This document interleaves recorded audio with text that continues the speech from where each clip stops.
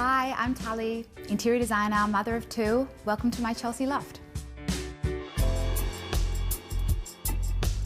The living space is the first thing you see when the elevator door opens.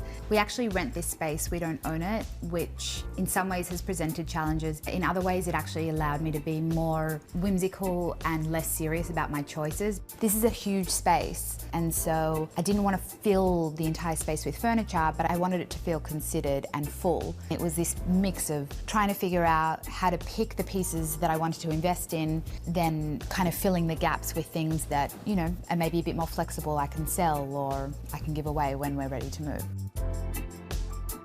There's little to no storage in this entire apartment, so I had to think of clever ways to get storage into the space that felt kind of built-in but without investing in built-ins. So I lined the wall next to the elevator in IKEA Vesta units. I customized it by buying more higher-end hardware, and then on the countertop I've put all the things that we love. And then on the wall we hung a massive gallery wall. And again, like, it's a rental space and there's a huge bulkhead. We kind of built this gallery wall around it so that it felt like it was meant to be.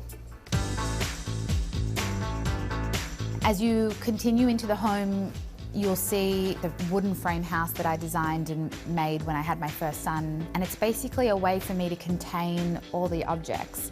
There's two woven bags of toys. The table is used all the time for arts and crafts activities.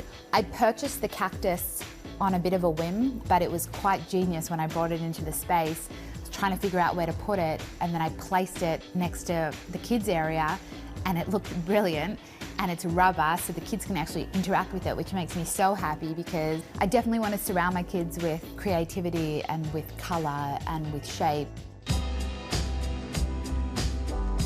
My dining table is the visual anchor of my open plan living space. I actually designed the table myself. It's marble and steel. I really wanted something that was easy to wipe down, but still felt fancy. I surrounded the table with mid-century modern chairs that I upholstered in a sage green velvet. I've never had a rug before under my dining table, but it's a natural fibre and it's cleanable, which is pretty awesome. The shelving runs from floor to ceiling. I felt like it needed texture, and so the texture is brought in by all the different accessories that I've put all over the shelves. One of the rows is just filled with all the alcohol that we like to drink, and so it acts as a bit of a bar as well.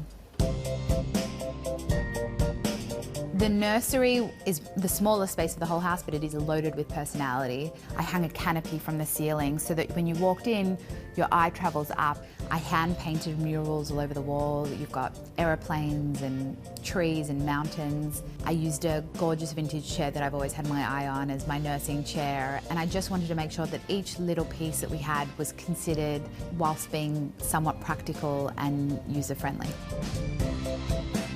My older son's bedroom, I had to figure out a way to transition it into a toddler bedroom, so I created a custom extra long bed with storage underneath.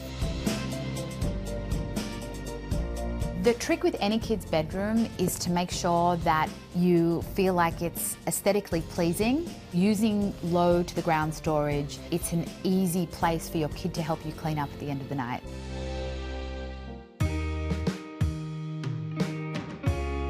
I hope you've enjoyed hearing about how I approached the design of my space and how I created a family-friendly environment that was high-end and chic and eclectic and cool.